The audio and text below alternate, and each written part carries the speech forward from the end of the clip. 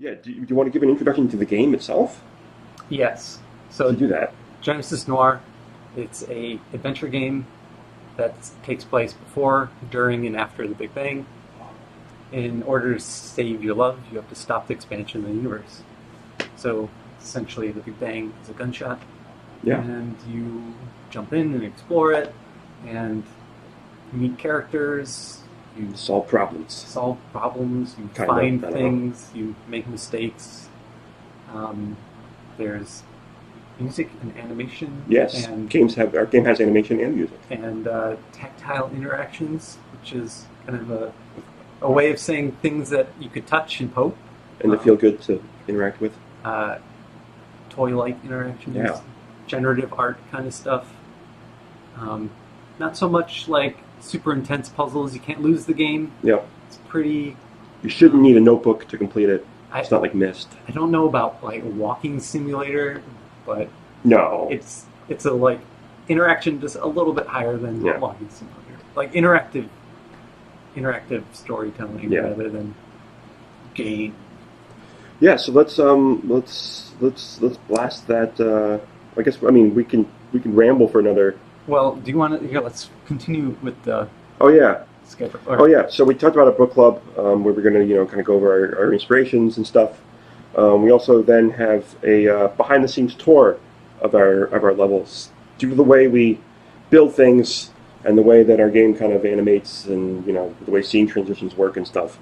Some of our levels look really terrifying to actually like pilot around when you're editing them. The scales of things change. It's crazy. It looks good from one specific Yeah. angle, and then you move the camera like 10 units. Yeah, and then it's just it makes no sense. yeah, it's great. So So hopefully, yeah, we'll show some of that off, and the reasons for doing it that way, and then we're gonna on Sunday, yeah. Let me change this So- text here. after we're done with the stream, it'll loop. So Mhm. if you want to step away to look at Someone else. panel discussions or some other exhibitors' streams, do it because We'll everyone's be going to here. have great stuff, and you'll be able to rewatch it. Yeah, we'll be here. We're going until around 4:30, so it's And good. then it loops. Yep. Um, Assuming we did everything correctly. well, yeah. Hopefully, it should loop. It's supposed to loop. Steam says it's going to loop. And then on Saturday we're looping. Sunday Yep. we're going to have a bunch of our collaborators and friends over. We're going to be drawing, taking requests, Having a party. having just a dumb art party. It's gonna be great. We're going to make puppets. We're going to eat pizza, and then we're going to watch a classic noir movie that we haven't decided what. Yeah, but we don't know which there's- one. There's a bunch of really A public domain one, so it's safe to stream. yeah. There's some like legit public domain movies with like there's one with Humphrey Bogart. There's one by Fritz Lang. So there's Some one good by ones, maybe. yeah. So we gotta decide, but we'll watch one and do like a mystery Mr. Science feature. puppet talk over nonsense. Yeah, it's just gonna be Goofy dumb fun. Yeah, it's gonna be great. Cool. So yeah, let's reveal this demo, which we have a little trailer for it that we made using. You should paste the link into the chat. Yeah, let me do that. LudoNarraCon.com/demo is here. Go get it. It lives. Which one is this? It is here. Check it out there. Great. Yeah, GenesisNoirGame.com/demo. If you're already in Steam, you can get it here. Only for PC. On Mac, it's on itch.io, which you can get to from GenesisNoirGame.com/demo. Check our Twitter, all that good stuff. You can see the social links on the bottom of the screen. Down. Where's my finger? Down there. There's one there, and there's one there, and there's one there. And then we have some text up here. Can you see some text right there? I love doing that. It's great. Okay. So hopefully this little video will play, which uses footage from our Kickstarter video that never actually got into the Kickstarter video, featuring Evan on a bridge at night. Let's go to. There are no stars above New York. The city ate them all. When Hurricane Sandy hit a few years back, Lower Manhattan was without power for a whole week. I'll never forget crossing this bridge and descending into darkness. The absence of the city lights and the starless sky, it just brought everything together in this really weird way. We wondered about the opposite, a city of lights in the stars, and what that could be like. Check out our new demo at genesisnoirgame.com/demo. And there you go. Yeah. Hopefully you could hear it, and hopefully it played properly. So yeah, it's about jazz music and exploring a city, and go check it out. It's about a 10 to 15 minute kind of deal, yeah. So you, I remember hanging out with you during the Hurricane Katrina thing, and Sandy, yeah, it was Sandy, duh. Yeah. And how Lower Manhattan was just entirely dark, and you could see it all from the bridge, right? Yeah. Mm-hmm. So I was living in the Lower East Side, which is like Manhattan's like this little guy. I'm like, was here, right? And I could walk across the bridge into Brooklyn. And Lower Manhattan lost power for a week. So, everything was dark. No streetlights. Yeah, no nothing. Nothing. And I was living with some buddies, and we were super excited with candles, and like we had stockpiled food, and gonna have this adventure. And we went out during the storm, which was really dumb, and like there were like cop cars silently like patrolling around, and there was like doors getting like blown off, construction doors getting blown off of construction sites, and then when everything cleared, during the day, the city, like Lower Manhattan, was so quiet. It was flooded. Mm-hmm. Like it was so dirty. There was no stores open. Yep. It was just a great experience. I mean, terrible. Yeah, it was. It's nice that we have the privilege to say it was a great experience. Yeah, but to like appreciate how well the city functioned. Yeah. And recovered. We're still dealing with the ramifications. Like the L train is shutting down. Yeah. So they can clean up, I guess, some tunnels and stuff that got flooded. Still, and it's like 5 years later. Yeah. So, but it was just very memorable.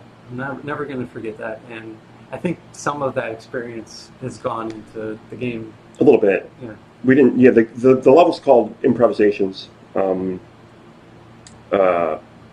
I don't think we need to get into it super deep. But, yeah.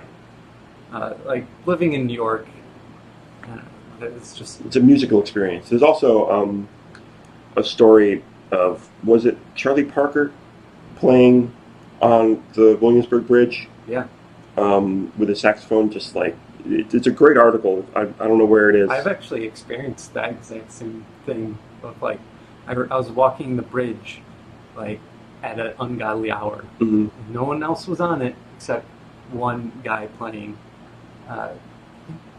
clarinet or something. Really? I've never heard this story.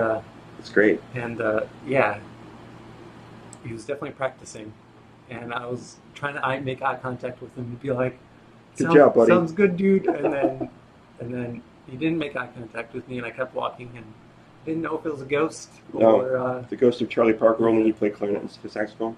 But yeah, the story is Charlie Parker would practice. The only way they could practice was like on the Williamsburg Bridge at night, where no one else was there, and he was just like playing against the traffic, and that whole imagery is really kind of nice.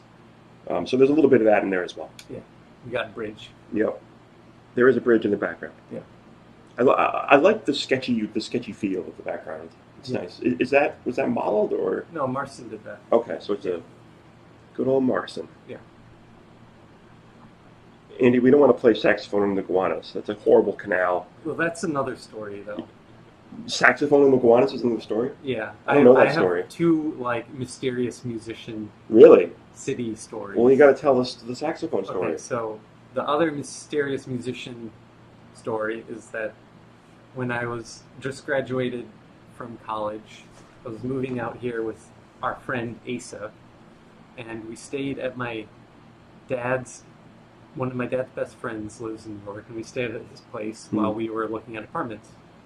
And on one of the days, my dad's friend Bill, he took me and Asa on a canoe trip on the Gowanus Canal, which is one of the most polluted bodies of water. It's a super fun site. It's terrible. In the U.S. You can smell it from like a mile away. Yeah. So there's organizations that are trying to clean it up, and part of what they do is to raise awareness is do these tours like on the canal. And it's terrifying. It's like you're paddling through a Mad Max wasteland, like with like broken cars. There's like half-sunk house ships or houseboats. I saw like 2 teenage boys peeing in it. Like there was a pearlescent sheen of oil on this body of water, and like if I fell in, I would just not struggle. I would just become that like three-eyed fish from Simpsons, and just embrace my your new existence. My new existence. And when we hit the bottom of like there were shallow areas, and when we hit the bottom, we would just pull a black sludge. Terrifying. And there was one point where we paddled through this low tunnel, very long, maybe like 50 feet or so, and very dark and echoey sounds. There were like those booger stalactite kind of things that you get in. Oh yeah. Yeah, I don't know exactly what they are, but pretty gross. And we were paddling through, and as we start to enter this tunnel, I start hearing this sound. And it's so reverberation-y that it's hard to... Reverberant. And to understand. And get paddling a little bit deeper, and I start thinking, is that saxophone? Is that jazz? And get a little further, and it becomes more clear, and like, by the time we get to the middle of this tunnel, it's just this woozy saxophone surrounding us, like some...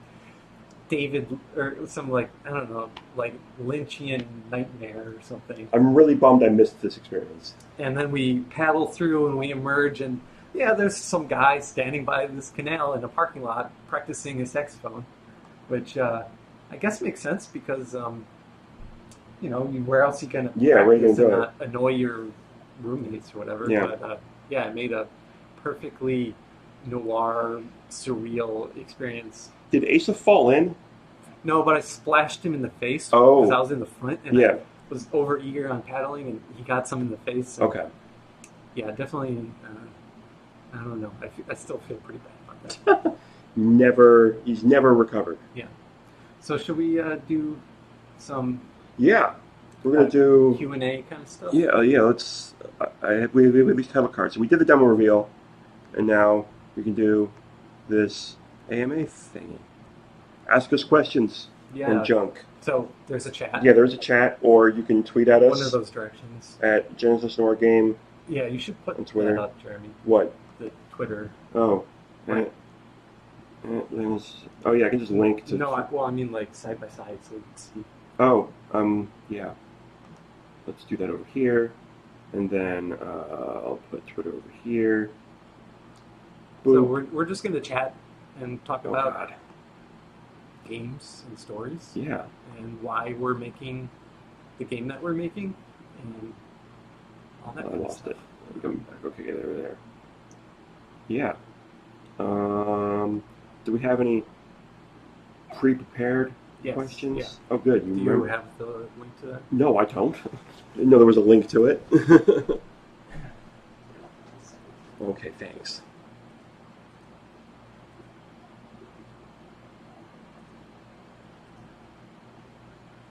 Preparing the links. We're only about half organized over here. What now? Oh, okay. No, you're so you should be able to go at play, or God at play. Duh. I can't read all this text, but sometimes. Thanks for being a backer. How do I read your text? How do I? It's just plus button. Your case other sometimes lack the personal perspective in terms of your inspiration, including literature and comics you're influenced by. How has that affected you personally? Huh. It's a good question. How's that? It's interesting. Yeah. How have our inspirations in literature and comics influenced us? personally, on a personal level, Yeah. not in terms of stuff we created, but how they change us as a person. I mean, I think just like the whimsical perspective of the stuff we generally kind of gravitate towards has, given us a brighter outlook on life overall. Yeah. At least for me. I mean, I tend to, gravitate towards more optimistic kind of stuff. I don't tend to read like dystopian stuff or really like, oh, this is humanity's going down the hole kind of things. So I think, having that brighter outlook kind of helps get through the tougher times in the world, at least. Having a more optimistic perspective, I think, is pretty important. So that's... I'm very interested in surrealism and science fiction or historical fiction, anything where I get to embody a different kind of character or inhabit a different kind of world, and experience life in a different way, like whether that's different technology for a different time setting, or if there's different kind of rules or a logic for like physics. I think those kinds of artwork are very influential, not on the kind of things that we make, but just kind of our perspective on, at least personally, the way that I kind of look at things. And maybe one way is to think about this is also like Dungeons and Dragons. Like all this artwork has definitely influenced the way like we hang out with our friends. Yeah. And like the kind of the stories that we end up improvising and the jokes that we tell. Our Andrew Maruska in chat is our DM, actually. So It's funny to see him here. And we, for instance, our D&D group, we a random story generator, right? Yeah. So like we embrace random stories rather than like following the book. Like our DM will roll like random words to describe the kind of environment that we're in, and they're usually it's set in a different time period, and I don't know. That's a really good question. It's hard. Yeah. Andrew asks, Maruska asks, why didn't we center the camera on that shelf? Because shut up, Andrew. Can you move this over? I mean, no, I don't want to move this laptop anymore. I'm just going to tell Andy to shut up. That's fair. Because Andy needs to shut up. Yeah. No, not Andy's a good friend of ours, so we're allowed to tell him to shut up. Yeah. It's okay. We got some pre-made questions in case. Yeah. So people who have it. Are these all Twitter? Are these Kickstarter, Twitter, friends? Okay. Yeah. So we have some. Are these questions? The responses? Did you write these or did? No, people on Kickstarter, Okay. Twitter, or Okay. friends submitted them. What's your least favorite Mario game? Least favorite Mario game is, God, this is gonna, I don't know, Lost Levels maybe? I really don't know. Have you played all the Mario games, Evan? I've only played the Super Nintendo one and Game Boy one. Okay, I played most of them. You're the expert here. Yeah, I don't know. It's hard. Least favorite Mario game.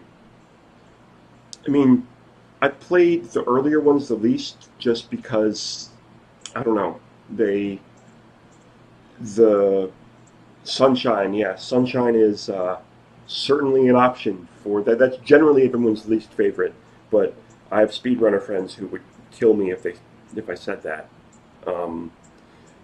I played Sunshine. I liked it, but the controls are so different that it just feels like a totally. It doesn't. I don't. It feels kind of like a Mario.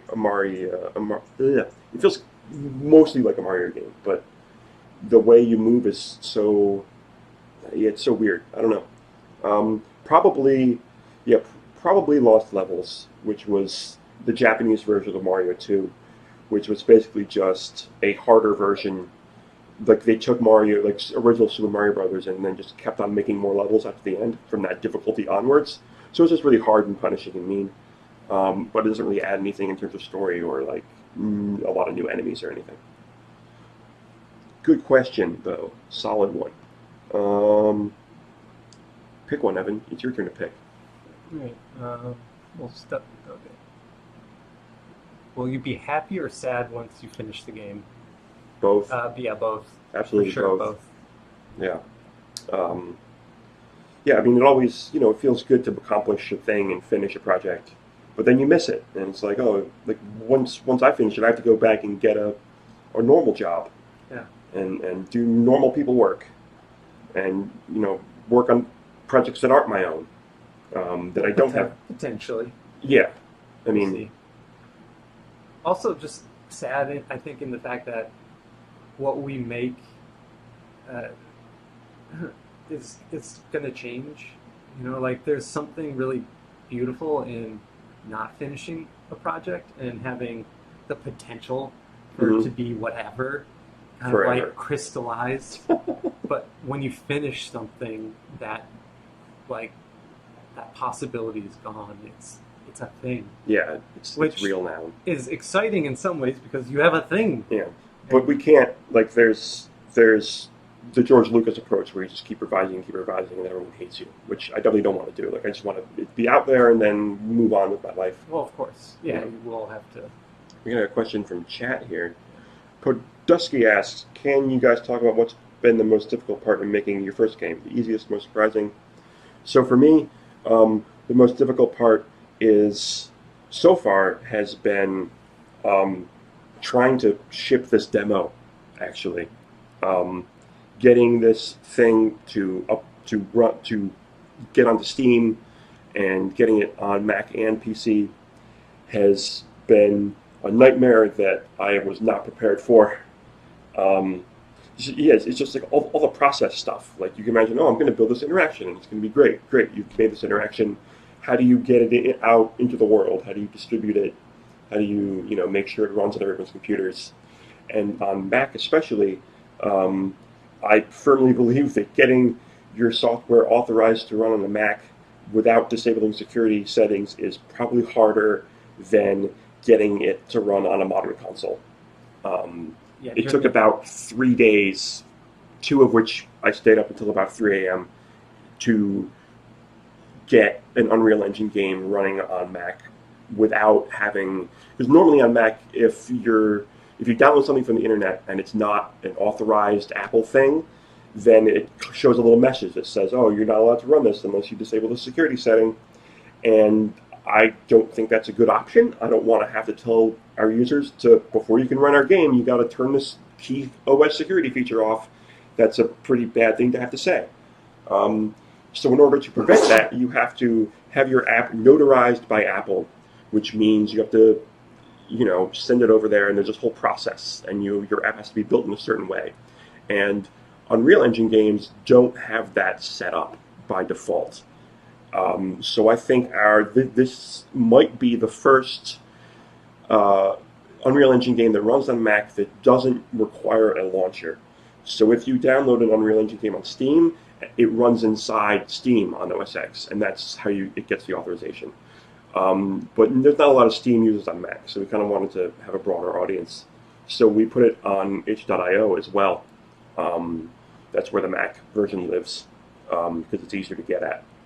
And it took, I had to fix like 5 different bugs that were in the Unreal build process in order to get it to run, and it was super annoying. What's been the most difficult part for you, Evan? I think the business and PR and organizational stuff that we just, I haven't had the experience Right. with before, and kind of learning those new skills, and they're not the most complex parts of making the game, but they're the most unfamiliar, so Yeah. getting up to speed on all that as part of a small team has been challenging, but really rewarding. Yeah. Easiest. I don't know. It's all I mean, prototyping stuff is generally pretty simple at times. Just sketching an idea out. Yeah, the easiest part is being inspired. Yeah. And then having something that we would just want to make. Yeah. Like, this has not been one of those projects where we had to like sit down with like a whiteboard and be like, well, okay, we can make anything. Yeah. Like, what are we gonna do? It's been very clear, like, we want to do this, and we want to do this, and we want to do that, and it's gonna all fit together. Yeah. We just need to do it. To do it and learn the skills that are required to do it. Yeah. Most surprising. Surprising, I think, for me would just be like how much people have been into it and have the responses on Twitter and social media and stuff have been really good. And that's, like finding out, like yesterday we found out like, oh, there was a bunch of messages in the Steam discussion thing asking questions before, like from a year ago that we didn't even see.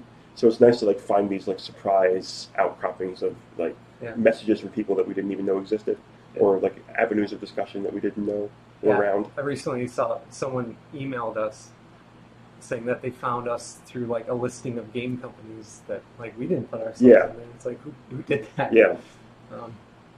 So that's been just the kindness of people in general. I think has been has been the most surprising. All right, what else we got? We got anything for Twitter? Let's see. Just likes, blah blah blah blah. All right, let's see. I'll pick one. Let's see. How do you keep your sanity working on a personal project for so long? That's a good question. Yeah, God. By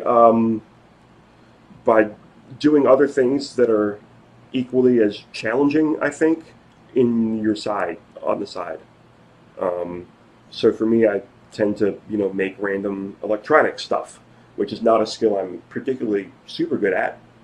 So there's a lot of inherent challenge in doing that. So it's like, I can tunnel focus on this other thing for, 5 hours at the end of a day.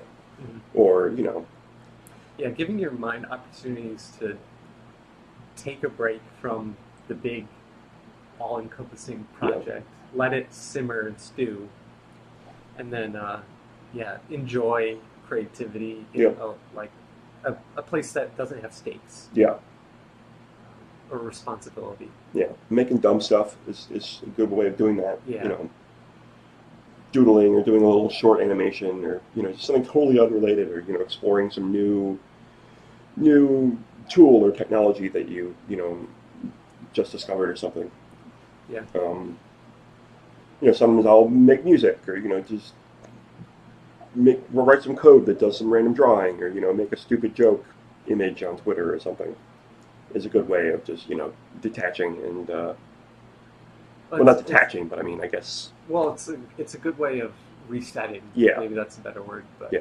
Also, like working on a personal project for so long, at least my experience is that it's hard to like imagine it with fresh eyes. Yeah. You see all the missed opportunities. You see all the places where like you got really frustrated or struggled. So like, being able to take a break, look at it again is really important. Yeah. And to like also have moments where you replenish your creative confidence, where you can where you make something where it's quick, or maybe it's stuff you already know you're good at. Yeah, and you that turned that was fun. That's right. I'm not a garbage maker of things. I can do this. So. Yeah, that I think that's really important, because sometimes I'll be making something, and I've felt this a lot. It's just like, this interaction just doesn't feel as good as it could, or I'll make a change, or I'll think I have a really good idea, and I'll implement some change to an interaction, and then Evan will play it, and he'll be like, "This is worse," and I'll feel completely terrible for the entire day. Yeah, like you need and fresh it eyes. Sucks. It's just like having your partner say, "This is worse. You spent a day on this, and it's worse than it was before." Whereas, I thought it was better, but apparently it's not. And then slowly you kind of see, oh, okay, I see, where I went wrong. And so at the end of those days, it's just okay. Let me, remember what I'm actually good at doing, and that I still have, the skills, and I haven't lost anything. Yeah. I think is super important. Is it always on our minds during vacations, breaks? Yeah. Yeah. Like as much as we're saying we're taking having side projects or taking time to think about other things or make other things, for me it's always still there. It's easier for me, I think, because I have ADHD clinically. I have some medication that I take that kind of gives a really severe tunnel focus. So whatever I'm doing at any moment is pretty much the only thing I can think about.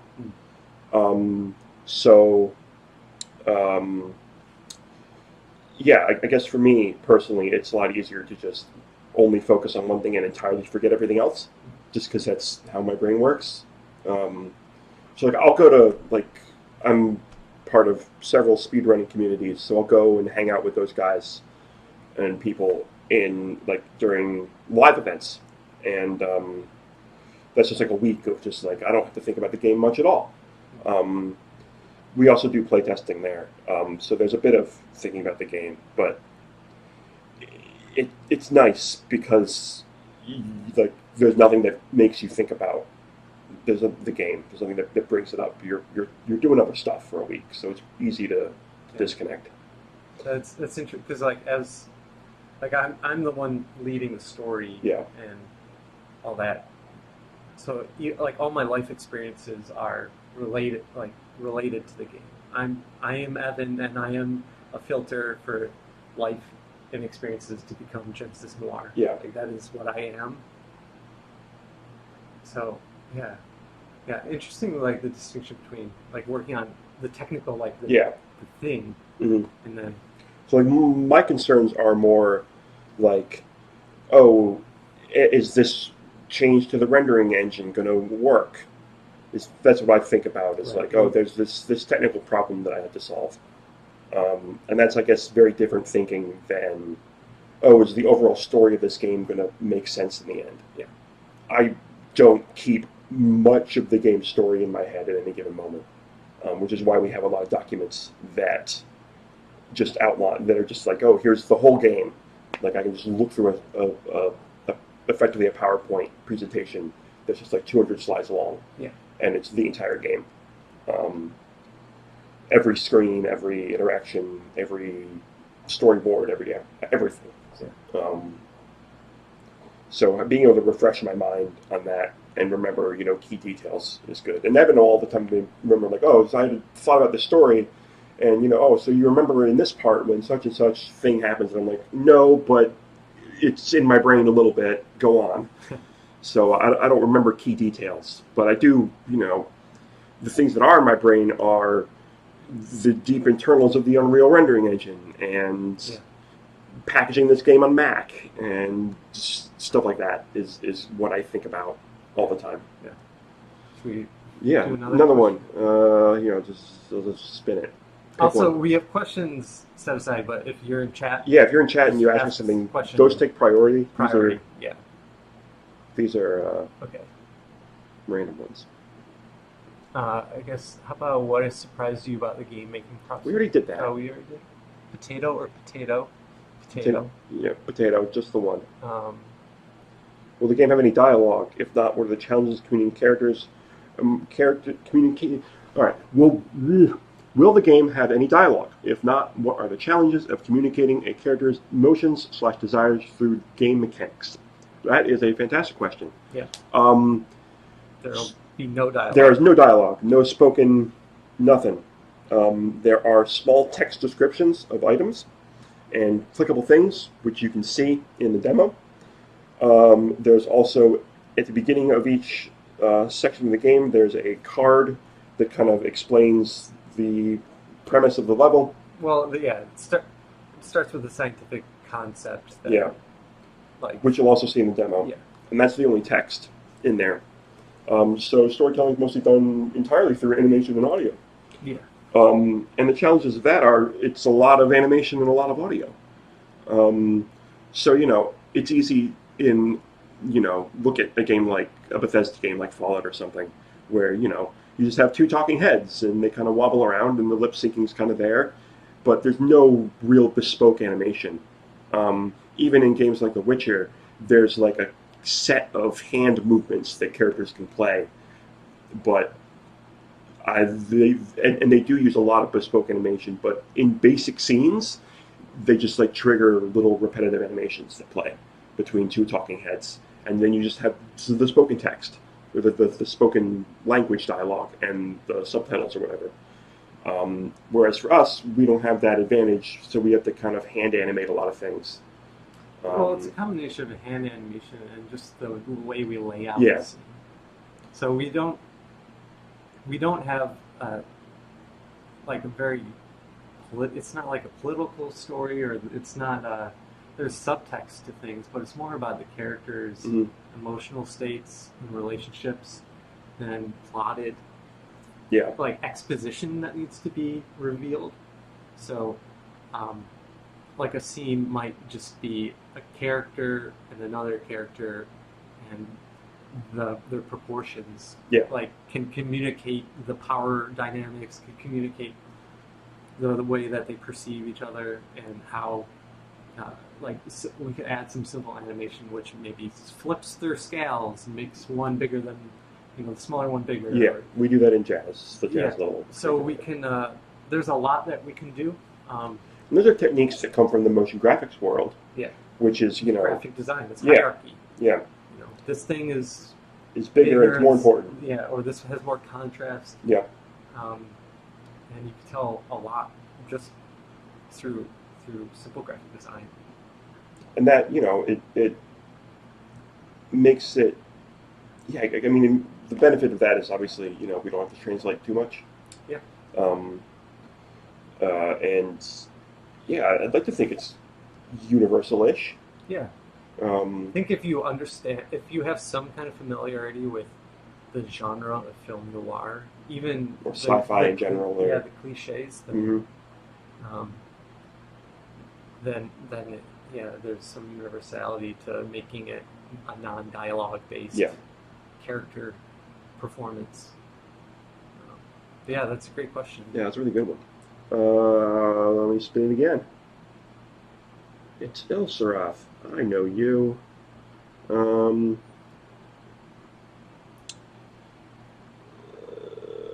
Pick one, Evan. Sure. Is it true that Evan smells? Yes. He's a stinky boy. Oh God. Some of these questions are really good, but also really stupid. Yeah. There's one of them was, I saw some inaccuracies in the star patterns based on location. Are you going to correct this before launch? Well, the star position is random, so conceivably there is one correct setup, but you might have to play the game for the rest of time on repeat before you see it. But it's in there. I promise. Okay, so this question about the name Feral Cat Den. Oh, that's a good Is one. Feral Cat Den an indicative or prescriptive moniker? Feral Cat Den is the name of our company, an art collective, kind of thing. You gotta tell the story. So Andy's still in chat, so he'll be here. Yeah, Feral Cat Den. It's kind of a name that I don't like, but it's great. It fit. It's great. One of my dreams was to just get a space where me and my friends can make dumb art things, like in a barn or a warehouse, and like spend a year without a job and just living like somewhere very cheap. In a barn. And the idea was like, a place where like a feral cat den, like a super cheap barn or something. Yeah. That name kind of just stuck. Then like our friends would just call that idea feral cat den. So it's not a name that I love, but I think that it was the right name. Yeah, I think it's a great name. It's always funny when you have to read that name to like government organizations or fill out tax paperwork, and everyone always chuckles at it, and they ask what it means, and because they think it means something that it's the meaning's literal, it's imagine a barn full of feral cats. That's what the meaning is. So having to like read out that name, like, oh, I had to sign up for an Apple developer account, and they have to call you on the phone and verify the information. I was like, so what's your company name? It's like Feral Cat Den LLC, FER. Okay, yeah. So it's always kind of goofy to have to read that out because it's such a kind of strange comedic name. Don't skip all my questions. Andy, how many of these were yours? I see you skipping one. Let's see. Favorite flavor of cat? God. Swiss cheese cats are good. Let's see. Some of these questions we'll talk about later. The name sounds like something you came up with in your bedroom, eyeing to ignore your roommates playing games in the other room. That's one of Andy's questions that you should skip. Okay, I'm going to skip that one because it's an Andy question. Let's see. Well, okay.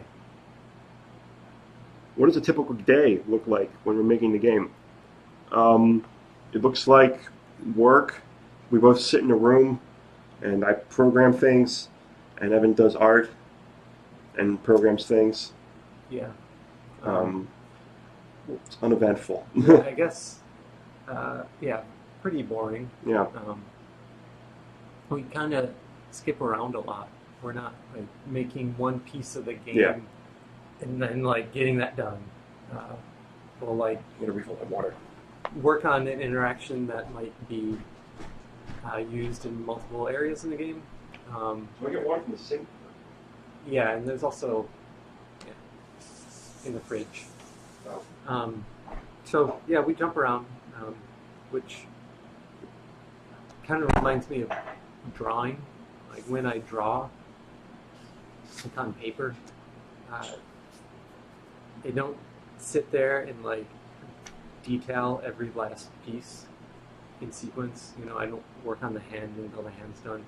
You start very rough and you make a big gesture, and you capture the line of action of a pose, like a live model, for instance.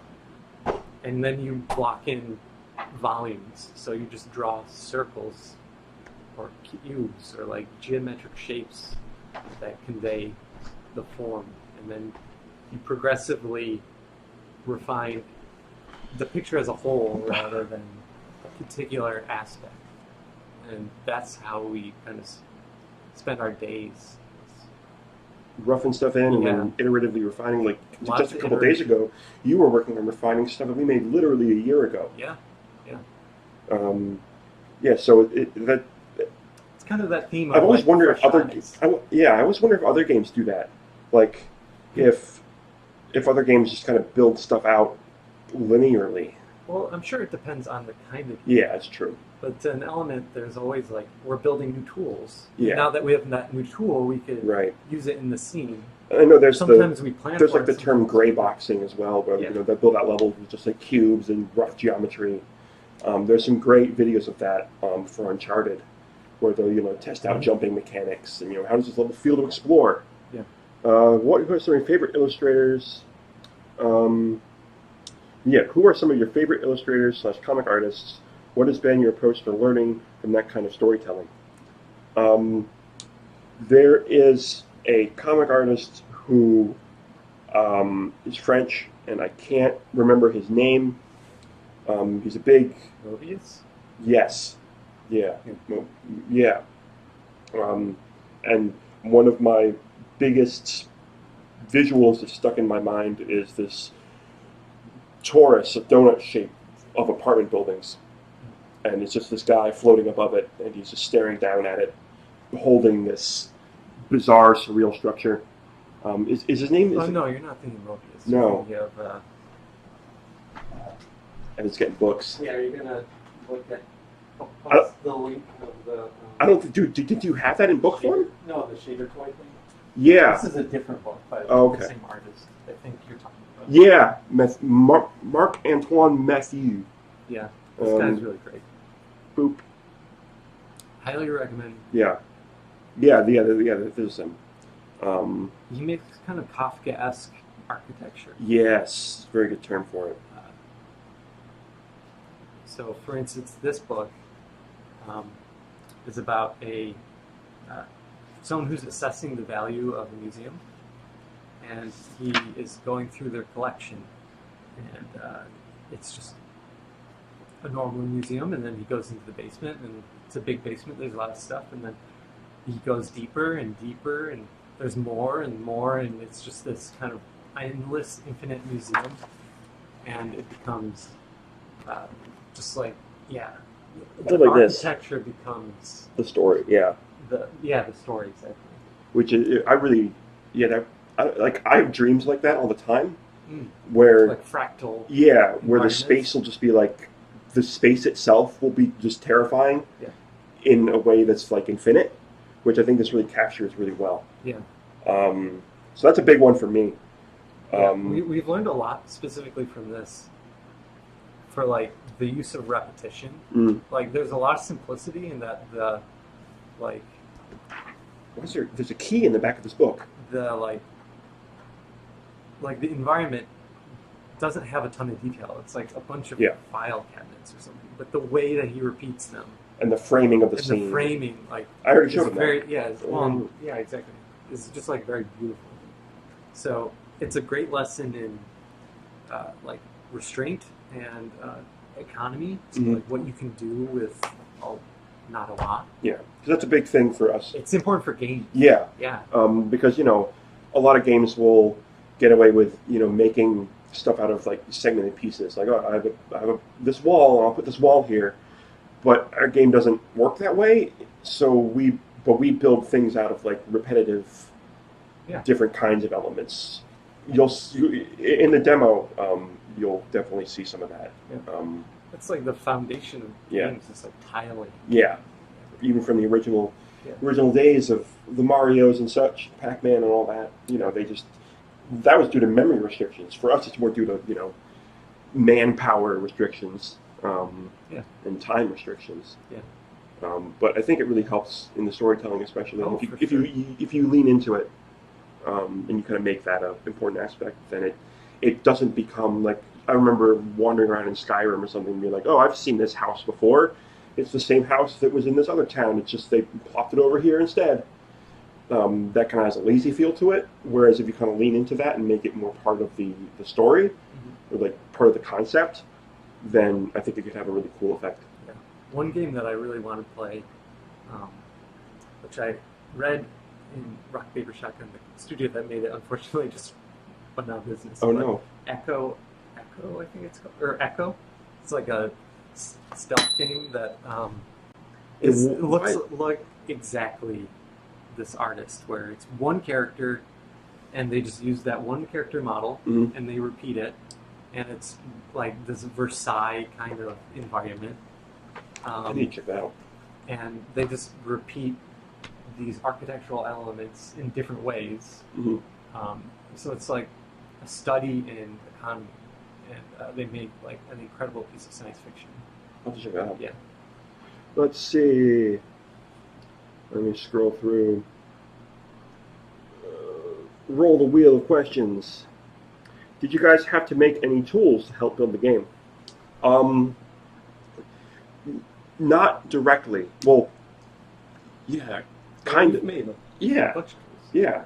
Jeremy made a tool that imports scenes from So we use Cinema 4D to edit and build the base of all of our levels, because it's easier to deal with moving stuff around. And then I wrote a tool that exports from Cinema 4D a whole level, and then we can import that into Unreal and maintain the connection between that level in Unreal and in Cinema 4D. So if we change things in Cinema 4D later, we can re-import those changes back into Unreal and maintain the connection between all the objects correctly. Yeah, it kind of means that we can edit art and put it into Unreal and modify, go back and forth way easier. And probably the biggest tool is GNVec, which is a tool that Jeffrey Soldan made for us, which it sounds really gross, but it's actually we couldn't make this game without it. It allows us to animate 2D animations in Flash and export them and play them back in Unreal without having to save out every frame. It just keeps the vector drawing information in Flash, so we can still have beautiful, sharp drawings without having to play back a movie file. And it allows us to work with our friends who do frame-by-frame animation in Flash. Yeah. And so just if you don't have game or animation knowledge, let's explain. like typically to get animation, like 2D images animated in a game engine, you import either a sequence of images, like a flip book. Well, that's what it's called. Yeah, it's called a flip book.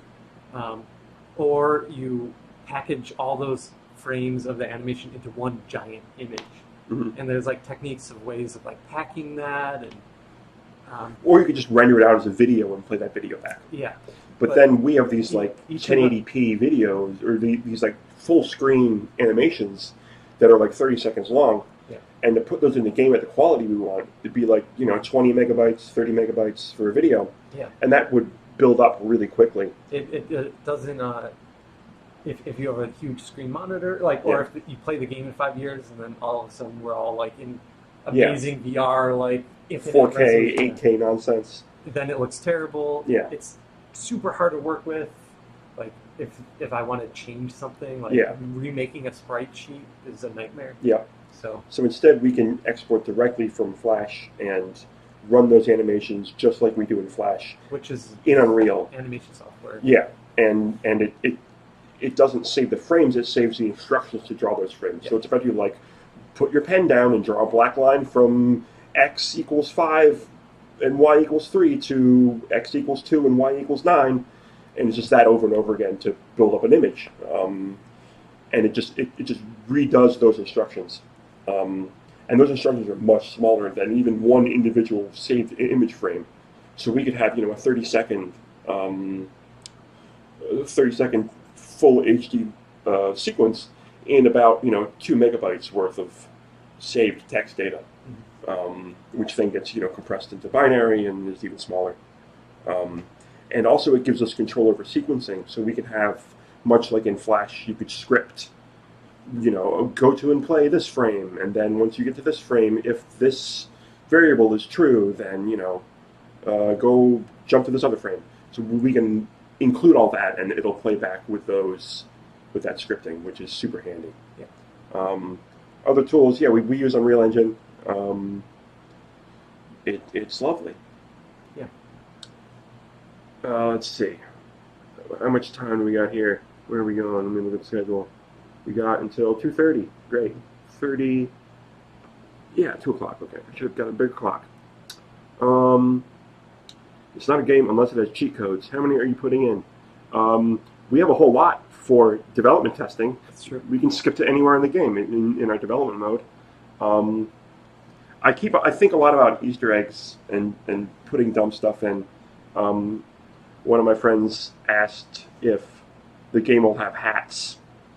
It does have a hat. It does have a hat. And I said, yeah, actually, there is a discrete hat model that exists on the character at all times. So you could change it. Yeah. I was just like, this was right before we started streaming. I was like, what if it'd be funny if you could just type a word in and it would change the hat, but there would be only one word, and it's just something stupid. Because that's the kind of stuff I would do on Wii weekends. It's like, I need to make something dumb, but I still want to work on the game. So here's a dumb Easter egg that I can put in. I think stuff like that's always pretty fun. So they're not cheat codes per se, but there's a lot of little references and like the way our game is structured, it's very it's not just one open space that you run around. It's a very linear sequence of kind of like you get to a point, you interact with this scene. It transitions in a crazy way. You interact with this. You get to this point where then it's like a semi-open area that there's multiple little pearls of interaction in. So, actually playtesting that is very difficult. Yeah. Because everything is so interconnected, and one transition Yeah. sets up another interaction, and that interaction won't work unless that transition is played. So we have a ton of like. Yeah. So like whenever we want to ways get to a level, we just have to like play a level. Then we have the like the number keys usually skip through stuff, but we have to say like 1, 2, 3, 4, 5, and to wait for these transitions to play out. We also have a key that speeds up game time by 100 times. Or, yeah, just 10 times. Yeah. Which makes everything go super fast, and we use that all the time. Yeah. But yeah, putting in more goofy stuff like that is definitely on my list. But obviously, it's not necessary, so it's kind of important that we get the actual game stuff done before we. You open up the chat. Yeah. Sorry. Steam. Here we go. Okay. Yeah. No, we're good. Let's see. Are the subtitles? My girlfriend is dead. One question I have for you, Jeremy. Is, Oh yes. Like, what game? This is a simple question. Oh, okay, good. What like are your favorite Ludo narrative games? Like, what games do you feel have been most successful at communicating story through interaction? At least recently. It doesn't have to be the number one. It's a hard. I mean, it's a hard question. You said it was going to be an easy one, but it's not an easy one. All the games I played are arcadey, dumb ones. Yeah, but that could still be. I don't know. I don't think games like Yakuza 0 are, Ludo narrative triumphs. They're just good games. Well, you played with Punch Man and Return of the Obra Dinn. Return of the Obra Dinn was pretty great. That I'd say. Yeah, pretty solid one. Papers, Please is Papers, Please would probably be my favorite. As a game mechanics as storytelling, where you're doing the thing that the story's about. So, like, I guess the difference between, when we say Ludo narrative, we mean the mechanics of the game are the story. So when you play Papers, Please, the story is of you being this passport officer guy. So that's what you do. You stamp the papers and you do the stuff.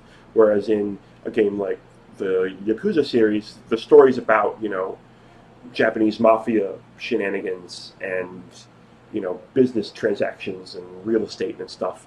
But you don't do those things so much. The gameplay is running around and punching people. But the story isn't about you running around and punching people. That's a byproduct of the actual story, which is, a crime drama, business drama kind of thing. Right. Whereas in Papers, Please, the story is you punching these papers and, getting people through this checkpoint. So I guess that's the key difference, I think. Or in games like The Witcher, where the story is about you solving these monster things. And there's a fair amount of that in the game where you're like tracking stuff.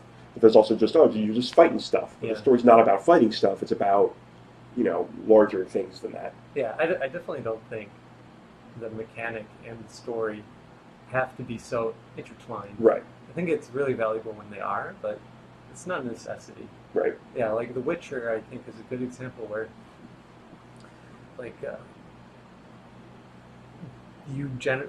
your character is generally trying to, like, solve problems and save people, and there's a lot of, like, you fight just like goons. Yep. And highwaymen. Yeah. Thieves and stuff. Which doesn't. Witcher 3 is a fantastic game. I highly recommend it. Yeah. Yeah, it's great. Question: are there subtitles? My girlfriend is deaf. Yes. There's no spoken dialogue at all. And the only text is text, which you can read with your eyeballs. The game's very high contrast. You'll see on our itch.io page the accessibility stuff. Yeah, it'll be translated into many a language, I imagine. And yeah, she should have no problem at all playing with it. It's mouse only, one button on the mouse, no keyboard. So hopefully it's pretty accessible. We haven't really I haven't really sat down and been like, let's make an accessible game. Yeah. It's just become that as Well, it's part of our initial objective as well as we want a game that everyone can play. Yeah, exactly. The limitations of Yeah. making an indie game means that we don't have. There isn't a big team to make translations or voice actors who record dialogue in all these languages. So, so we chose to make a game that has you don't even need a keyboard. Yeah. In fact, usually when we run this game at events, we have to like cover the keyboard up because people will try to use it, and sometimes I've forgotten to turn the debug keys off, so people will just totally break things by pressing random buttons that might skip a level entirely or do weird unexpected stuff. Yeah. It's been a while since. Yeah. No, we've been pretty good at it. Look on Twitter. Just a bunch of retweets. Love it. Thank you, everyone who retweets and all that stuff. Is this the second coming of adventure games? A new dawn for point and click? Are you Puzzle Jesus? So we don't. We're Puzzle Buddha. Satan. No, because we're killing puzzles. No, Puzzle Satan would be puzzles that torture you. Huh. We're Puzzle Buddha because we're calm and soothing. That's fair. They're more zen than they are. Like we're not making brain benders here. We don't want you to have to go look up a tutorial online. We don't want you to have to keep a notebook of passcodes and stuff. I remember playing Myst in high school with a bunch of friends, and we'd all sit down and we had this big notebook, and we just write down everything, and we try to suss all these puzzles out because that's how you play the game. You kind of have to. We're not doing that kind of thing. We kind of want stuff to be intuitive and feel nice to play with, and have the joy come from the surprise of seeing what happens, rather than the joy coming from you feeling like you solved this really difficult thing. Yeah.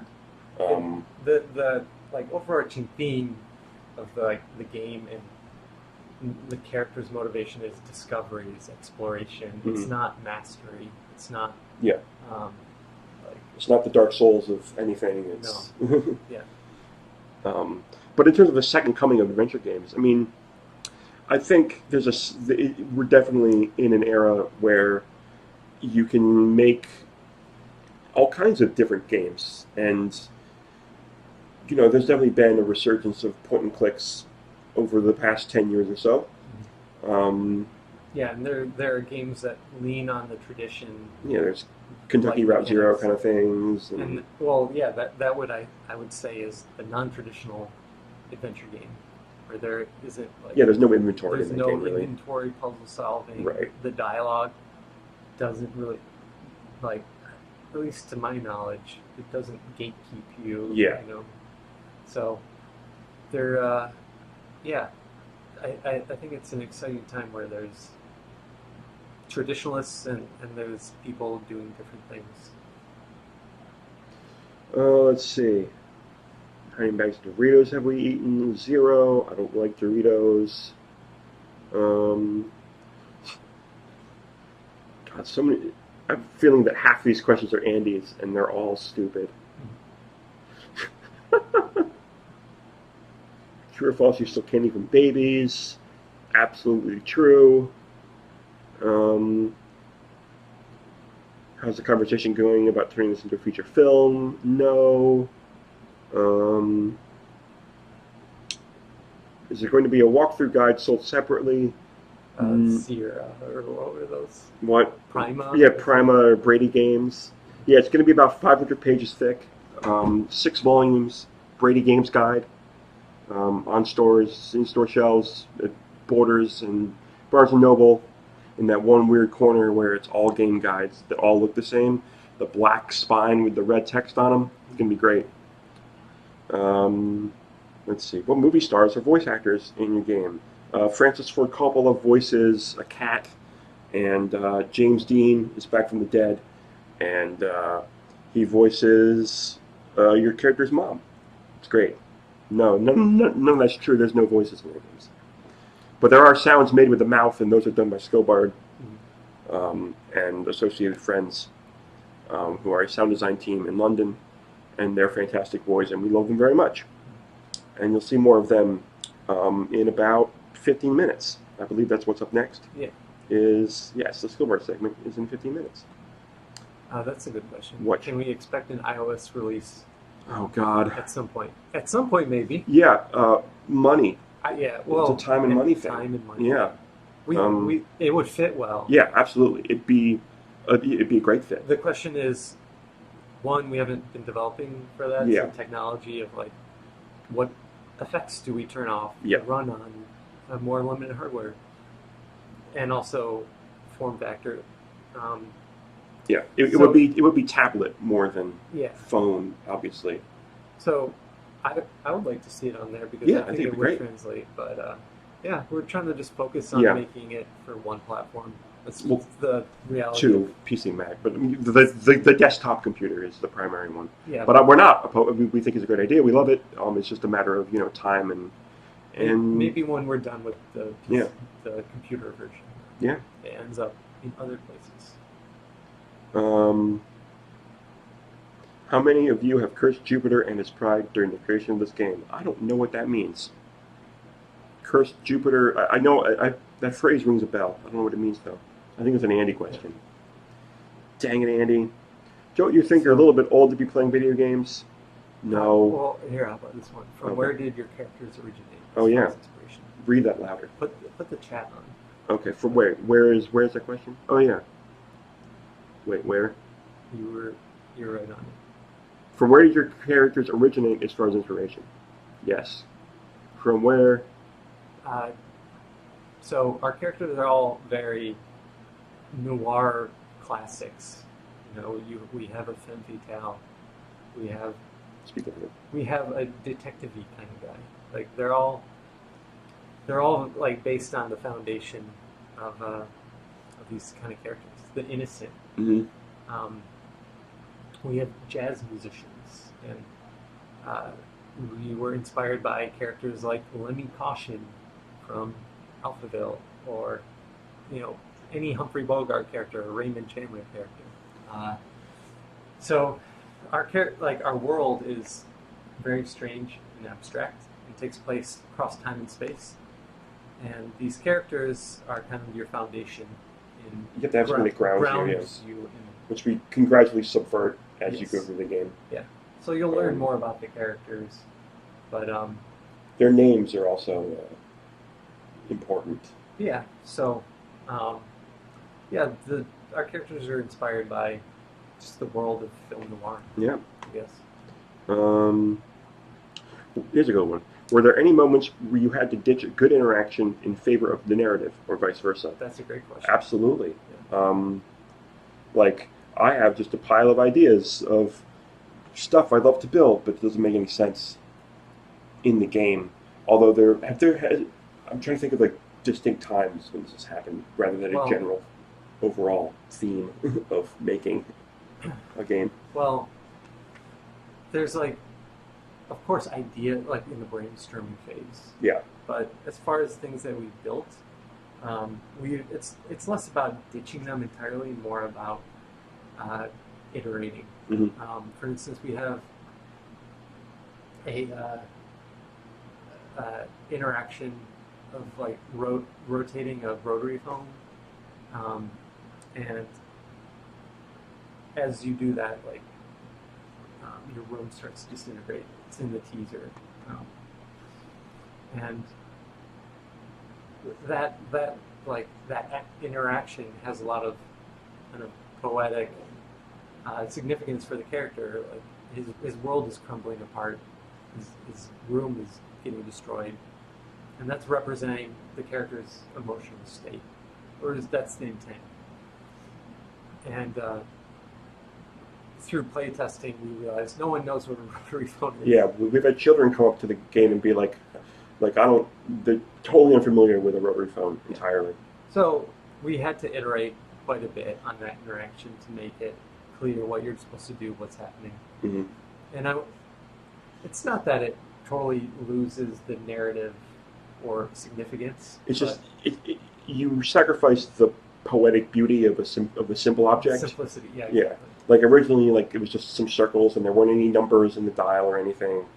And there wasn't. We ended up adding a little user interface for as you complete successfully each dial for each number.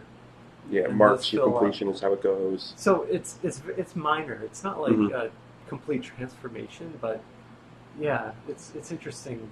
Yeah, as you realize, like what people understand intuitively, our understanding because Yeah. we make it is different than what players experience. So I think that's the big thing. Is like, oh, we design a thing a certain way because we think it's good that way, and then people test it and they don't figure it out at all.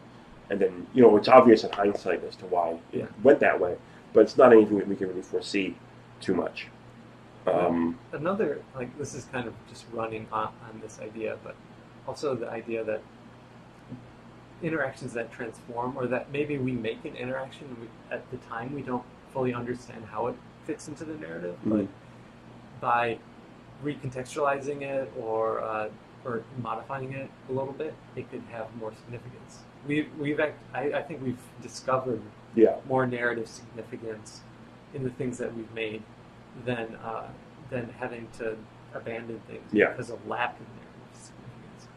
Yeah, as we build things, we have more ideas for how things can fit better, Yeah, integrate better into, the story context. I think once you have a clear idea of what your themes, what the story is, and just the further that you work on it, it becomes easier and easier to even make a small change on something, and Mhm. all of a sudden it has a way more richness and significance and interrelated, connections with other parts of the game or narrative.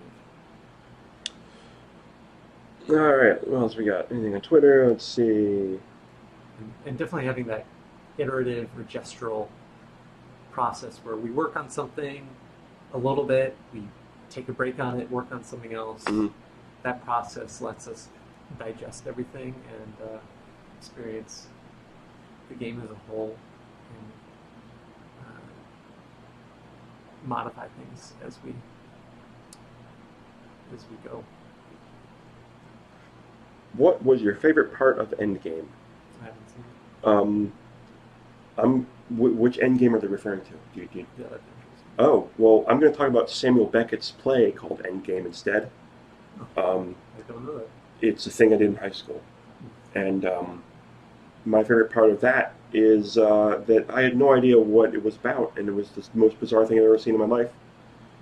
It's a play on a sloped stage with some characters in trash cans, and they talk about philosophy and things.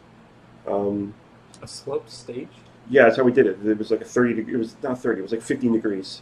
And we had holes cut in it for trash cans that people stood in, and then they had conversations about. Was the slope to mimic a greater depth in the scene, or I don't know. Was it? I don't remember. I just remember that we had to cut the whole stage apart and rebuild it. Yeah. And I was a prop. I was like a prop hand, or not? Yeah, I was the manager of the prop department, I guess, in high school, of our little theater thing. And I also just built, stage stuff. So, sorry you don't get to hear about Avengers, but we're talking Samuel Beckett's Endgame instead, which is they have great character names in that play. Samuel, let me look him up. Beckett, Endgame. Yeah, it's a one-act play for 4 characters. Oh yeah, Ham, Clov, Nav, Nag, and Nell are the character names, which are great and weird. Nag has no legs and lives in a dustpan, a trash can. That's how it goes. It's bizarre, and I don't understand what it's about. I really like the idea of a slope. Yeah, What was the angle towards the stage or sideways? it was away. It was towards the stage, so Or towards the audience? Yeah, it was. I think it might have been canted a little bit. Because it would be really interesting to make just a play, or Yeah. or this could be a game too. Just you just put the landscape at an angle, Yeah. and then how does that changes everything? Yeah. So that's my Endgame experience. What else we I don't know got? about that. That seems really neat. Yeah. Samuel Beckett, weird guy, also made Waiting for Godot, which is a classic about waiting for some characters to show up, which they did. That's what Rosencrantz and Guildenstern are Dead is kind of like a play on that original concept, only in Shakespearean times. And that's my theater knowledge. That's all I have about theater. What was more important and more enjoyable to you while making GN? Character building or world building? I think they're both the same. I'd argue that character building and world building are kind of similar. They're certainly related. Yeah.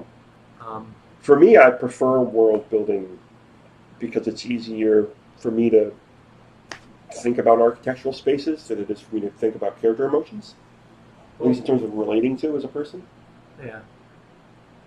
Huh. Well, I kind of think of them as the same thing. Yeah. Like your characters are inhabiting the Right. world.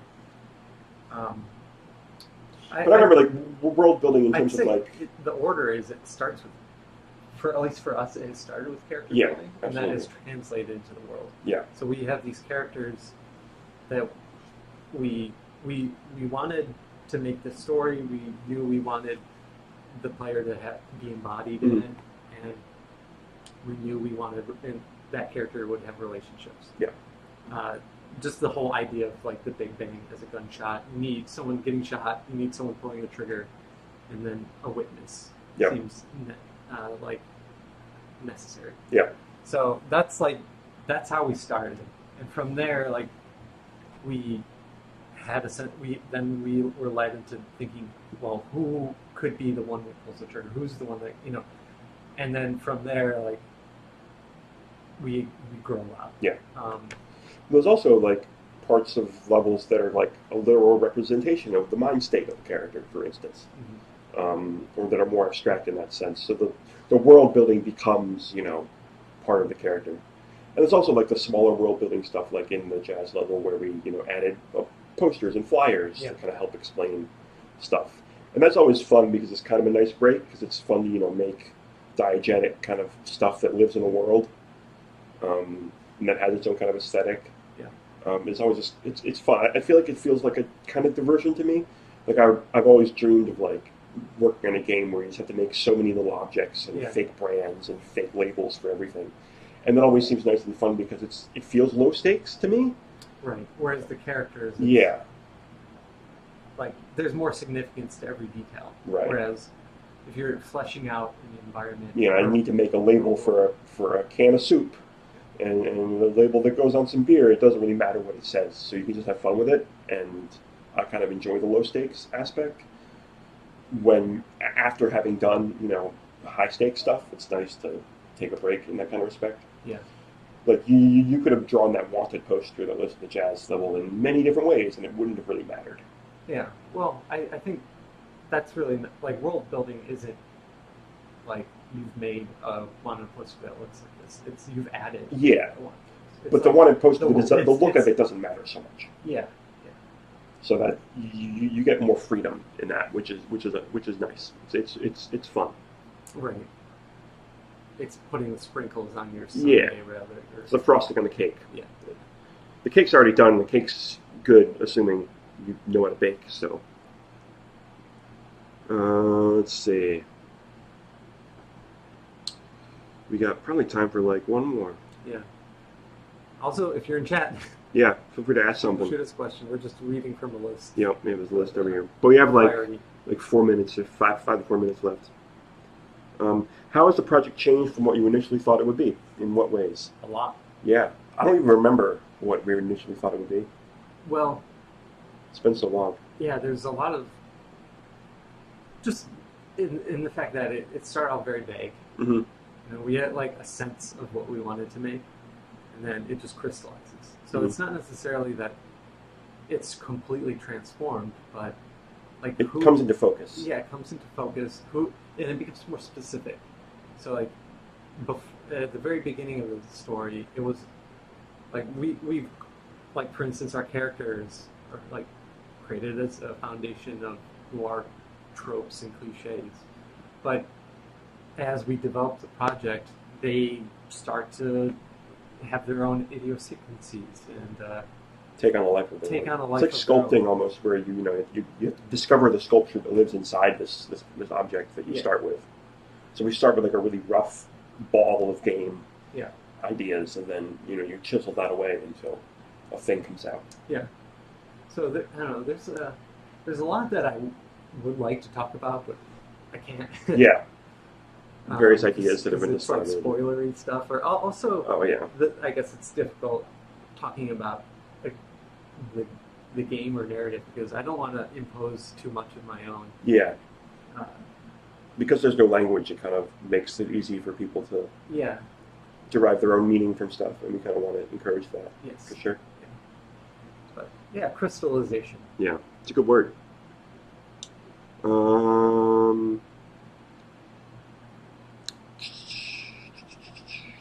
Let's see what else we got.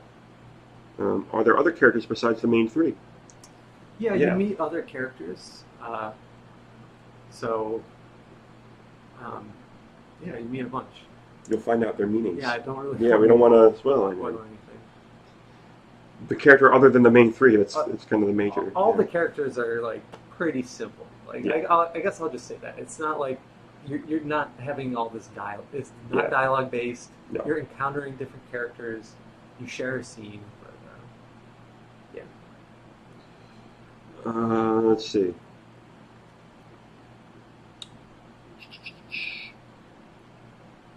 What else we got question-wise over here? One last one before. Yeah. Is your dad cool? Yeah, my dad's pretty cool. Yeah. He used to work at NASA. You're dead. You're well prepared Yeah. for this game. Yeah, my dad was a space scientist for Earth satellites or something. I don't entirely remember.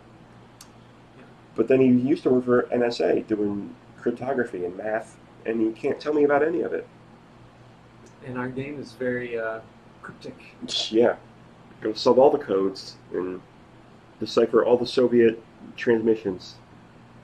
Something. But yeah, my dad he was a programmer back when they used punch cards. Remember, he would tell me stories about having to walk down to the compiler to shove his stack of cards in the machine and wait for an output. And just pray that he didn't drop the cards on the way. They doodle stuff on the sides of their card stack so they could put it back in order. I always liked that image. Just having to walk to compile your code. Yeah. All right, it's Skillbard time. Yeah. So let's introduce Skillbard. They are two. Post the link to their website. Yeah, they make So a lot of stuff you've probably seen. they're incredible, and actually the story of how they got involved in this project is really funny. Yeah. So there's a band called The Chap. They're a kind of agitprop, left-wingy, dad punk band, is what I'll call them. And I've been fans of them since college. And they posted a video on Twitter from one of their new songs, like 3 or 4 years ago. And the video consists of Vincent of Skillbard humping a car for about 3 minutes.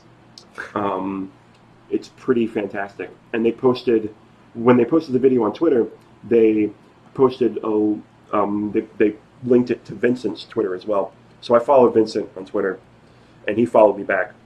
And for about a year, I would post him about the game, and he'd be like, "Oh, if you guys need sound or music, we'd love to do it."